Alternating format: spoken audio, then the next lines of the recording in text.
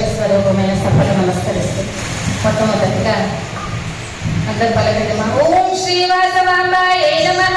అందరూ మొట్టమొదటిగా పురాణ ప్రవచనాలకు ముందుగా ఒకసారి గణపతి సంకీర్తన అందరూ కూడా పలకటమా. రాజగణ